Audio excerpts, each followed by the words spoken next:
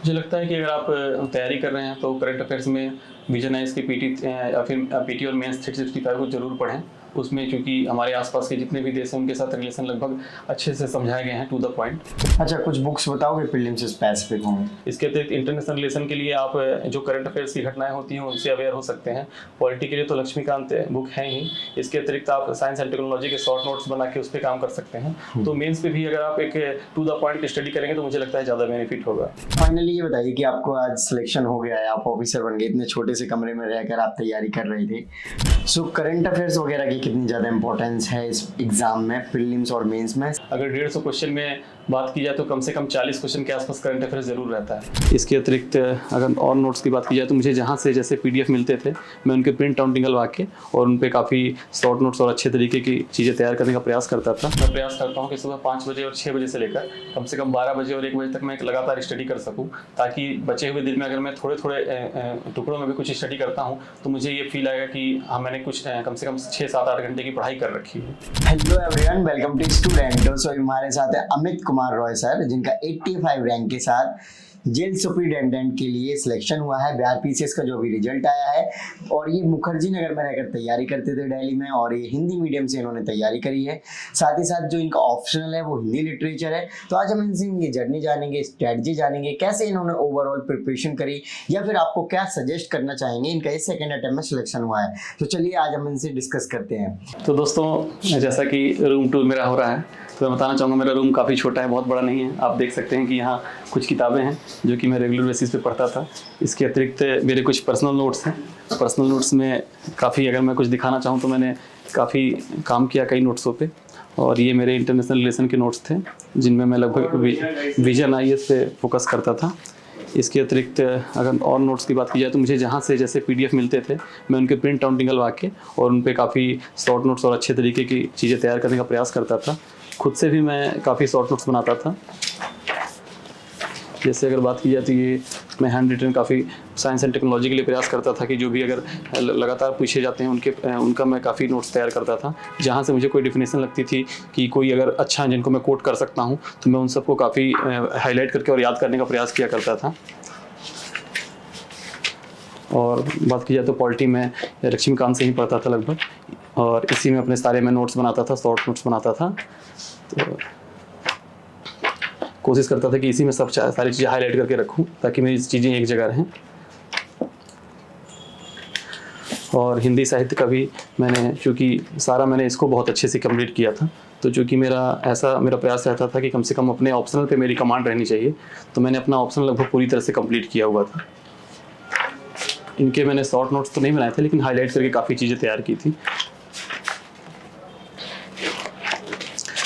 History के notes भी मैं यूज करता था, कभी बुक्स पढ़ता था, कभी इसी में अपने शॉर्ट नोट्स बना लेता था, और प्रयास रखता था कि सारी चीज़ें इसमें, अगर कोई ऐसे क्वेश्चन पूछे गए हैं जो मेरे नोट्स में नहीं है तो मैं उनको साइड में लिख लिया करता था, ताकि अगली बार जब मैं ये टॉपिक पढ़ूँ तो मुझे चीज़ें काफ़ी याद रहें।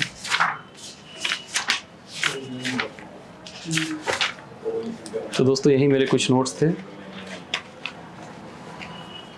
आप अपना एजुकेशन बैकग्राउंड बताइए।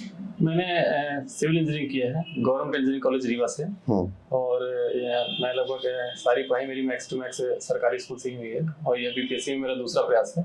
पहले प्रयास में मैंने मेंस लिखा था, कुछ नंबरों से मेंस में सिलेक्शन रह गया था। सेकंड प्रयास में मेरी 85 रैंक आई है और मैं जेल सुपरिटेंडेंट पद पर चयनित हुआ हूँ। ओके, सो फाइनली ये बताइए कि आपको आज सिलेक्शन हो गया है, आप ऑफिसर बन गए, इतने छोटे से कमरे में रहकर आप तैयारी कर रहे थे, तो कैसा लगा आपको? काफ़ी संघर्षपूर्ण समय रहा, लेकिन जब परिणाम सकारात्मक आता है तो वो संघर्ष कभी कभी अच्छे लगने लगते हैं हमें। राइट। सो अगर हम जानना चाहें कि आपने तैयारी वगैरह कब से करना स्टार्ट करी थी, और कैसे आप दिल्ली आए, क्या सोचा था, कैसे मोटिवेशन मिला था, ये बारे में बताइए। मैंने अपनी ग्रेजुएशन के दौरान ही तैयारी करने का मन बना लिया था। थर्ड ईयर में मेरा कैंपस प्लेसमेंट हो गया था, लेकिन मैंने उस कैंपस प्लेसमेंट को स्किप करके तैयारी करने का सोचा था, तो उसी समय से मैं तैयारी करने लगा था। और फिर मैं दिल्ली आया तैयारी करने के लिए।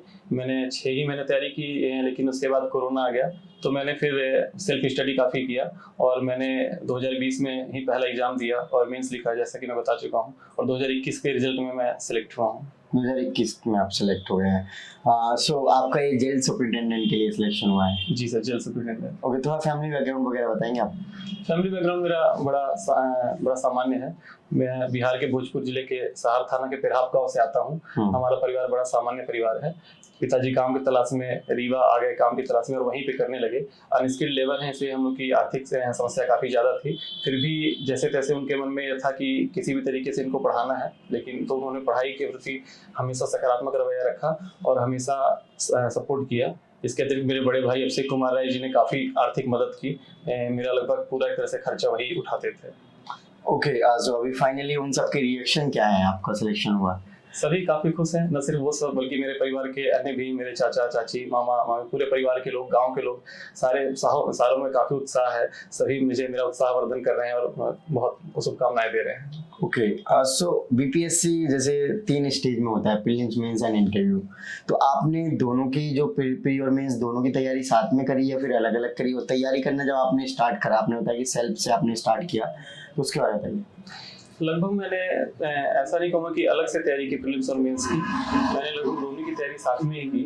ये कुछ है कि प्रीलिम्स के कुछ पोर्शन ऐसे हैं जो मेंस में शामिल नहीं हैं, तो उनको मैं हटा के प्रीलिम्स के टाइम सिर्फ उनको पढ़ता था। जैसे कि करंट अफेयर्स में वन लाइनर पढ़ना या फिर कुछ क्वेश्चन ऐसे प्रैक्टिस करना जो सिर्फ प्रीलिम्स के लिए काम में आए। बाकी मैं मेंस के हिसाब से पूरा जैसे जो बुक्स होती है उनको रीडिंग करता था। ओके, सो प्रीलिम्स की डिटेल स्ट्रेटजी बताइए विद रिसोर्सेज की, प्रीलिम्स के लिए कैसे तैयारी करें? प्रीलिम्स के लिए अगर बात करें तो मैंने कुछ मेजर पोर्शन पर काफ़ी कंसंट्रेशन किया था। कि जैसे अगर आप सिलेबस को देखेंगे तो अगर आप हिस्ट्री करते हैं, साइंस करते हैं, Bihar GK, Bihar current affairs और नेशनल करंट अफेयर्स अगर कर लेते हैं, और अगर मैथ के 10 क्वेश्चन कर लेते हैं, तो लगभग मुझे लगता है कि 110 नंबर से ऊपर के क्वेश्चन के लिए आप लगभग एक कॉन्फिडेंस मन में ला लेते हैं। इसके अलावा बच्चे पोर्शन जैसे पॉलिटी और अन्य, चूँकि मेंस का करते करते वो भी कुछ पोर्शन तैयार होते रहते हैं, तो साथ में मैंने ऐसा किया और मैंने कुछ पोर्शन पर काम करके और काफ़ी अच्छा स्कोर मैंने किया। 67 बीपीएससी में मेरा प्रीलिम्स का स्कोर 120 था। अच्छा, कुछ बुक्स बताओगे प्रीलिम्स स्पेसिफिक होंगे? प्रीलिम्स स्पेसिफिक की अगर बात की जाए तो नोट्स तो वही हैं। लक्ष्मीकांत भी मेंस के लिए भी काम आएंगे आपको और प्रीलिम्स के लिए भी काम आएंगी। बस थोड़ा प्रीलिम्स के लिए ध्यान रखना होता है कि करंट अफेयर्स जो होते हैं वो प्रीलिम्स और मेंस दोनों की प्रकृति अलग अलग होती है। तो प्रीलिम्स के समय प्रयास करें कम से कम 2 ईयरली मैगजीन जरूर पढ़ के जाएं, क्योंकि 30 क्वेश्चन काफ़ी महत्वपूर्ण होते हैं करंट अफेयर्स के। और इसके अतिरिक्त बिहार के इकोनॉमी सर्वे और बजट जरूर करके जाएँ। राइट, और मेंस के बारे में बताइए। मेंस के लिए देखिए, स्टैटिक्स के पोर्शन के लिए आपको अभ्यास करना जरूरी है। इसके अतिरिक्त इंटरनेशनल रिलेशन के लिए आप जो करंट अफेयर्स की घटनाएं होती हैं उनसे अवेयर हो सकते हैं। पॉलिटी के लिए तो लक्ष्मीकांत बुक है ही। इसके अतिरिक्त आप साइंस एंड टेक्नोलॉजी के शॉर्ट नोट्स बना के उस पर काम कर सकते हैं। तो मेंस पे भी अगर आप एक टू द पॉइंट स्टडी करेंगे तो मुझे लगता है ज़्यादा बेनिफिट होगा मेंस के लिए।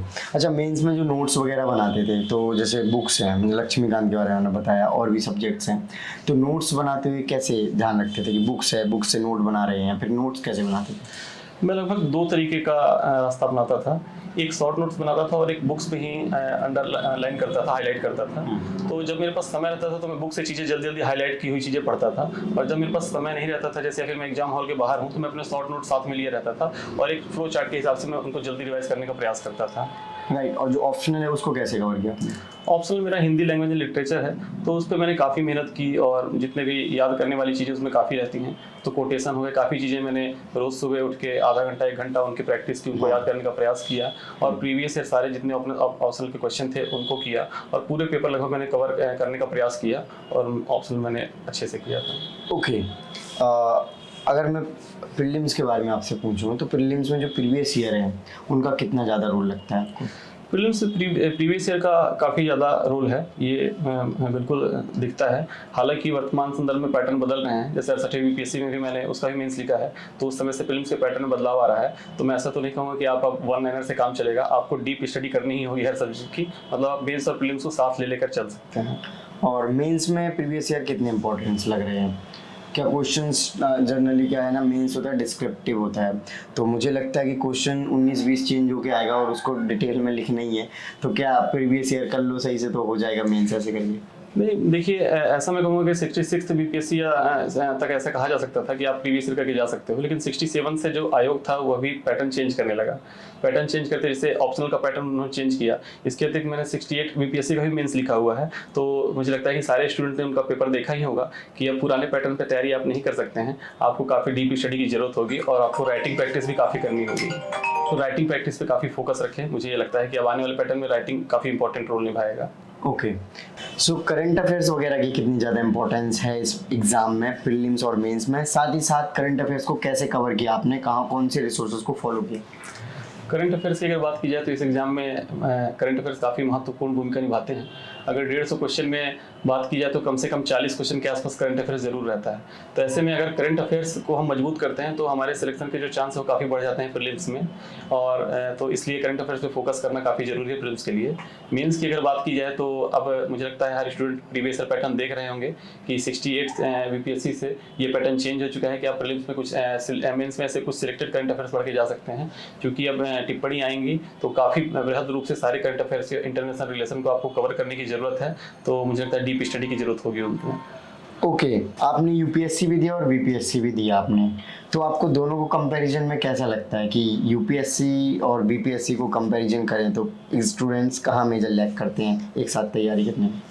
मुझे लगता है कि एक साथ तैयारी करना कहीं ना कहीं कठिन है। मैंने भी एक साथ तैयारी करने का प्रयास किया पर कहीं ना कहीं कुछ कमी रह जा रही थी, तो इस वजह से मैंने सोचा कि पहले मैं स्टेट में करके एक जॉब सिक्योर कर लूँ, उससे मेरी आर्थिक आत्मनिर्भरता आएगी, तो उससे मुझे एक अंदर से और आत्मविश्वास मेरा बढ़ेगा और फिर मैं यूपीएससी की तरफ घूमूंगा तो मुझे काफ़ी सपोर्ट मिलेगी। तो बाकी कई ऐसे बच्चे हैं जो यूपीएससी और पीसीएस को बिल्कुल साथ में करते हैं, तो इसका एक ही रास्ता है, मेहनत जितनी कड़ी करेंगे उस सफलता की दर उतनी ही आपकी बढ़ती जाएगी। तो मेहनत करते रहिए, बिल्कुल सफलता मिलेगी इसमें। राइट, सो स्टडी शेड्यूल की बात करें तो क्या आप स्टडी प्लान बनाते थे पूरा दिन, रेगुलर बेसिस पे सेम स्टडी प्लान फॉलो करते थे, या कभी कुछ पढ़ लिया, कभी कैसे पढ़ लिया, मन करा नहीं पढ़ा, ऐसे करके? जनरली तो ऐसा होता था कि मैं लगभग जब कभी एग्ज़ाम नज़दीक आता था, मेरा एक सेट पैटर्न था।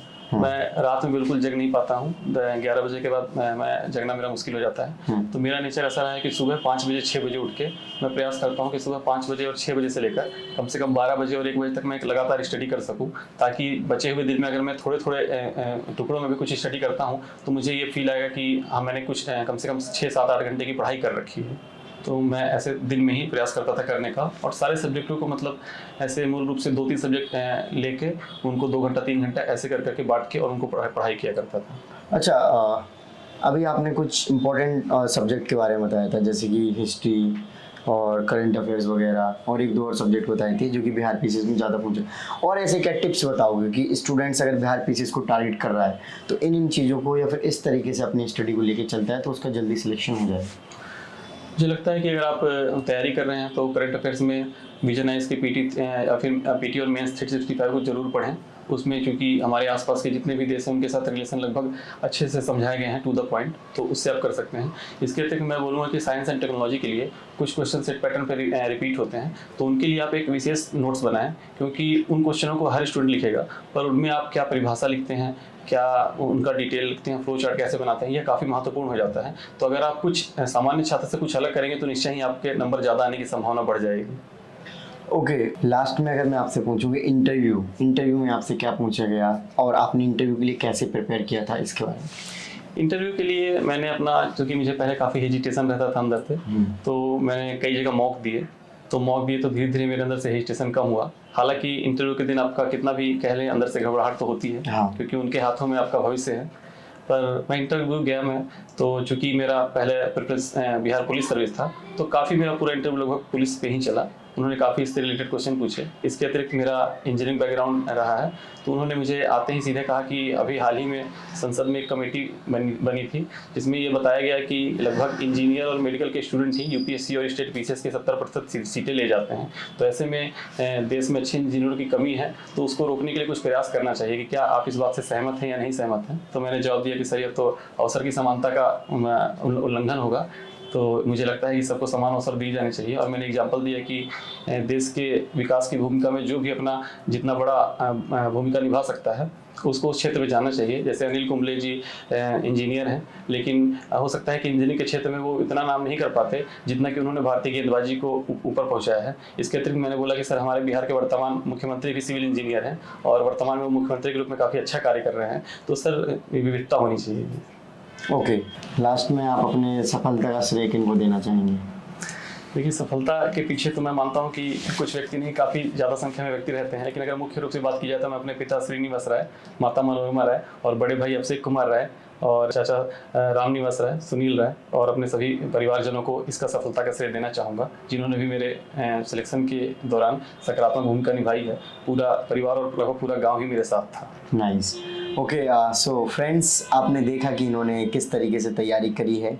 हम इनका रूम टूर भी कराएंगे आपको। छोटा सा रूम है, इसमें रहकर ये तैयारी करते थे मुखर्जी नगर में। सो आई होप आपको वीडियो अच्छी लगी हो तो इस वीडियो को लाइक करें। अभी तक आपने चैनल को सब्सक्राइब नहीं किया, चैनल को सब्सक्राइब कर लीजिए। जय हिंद।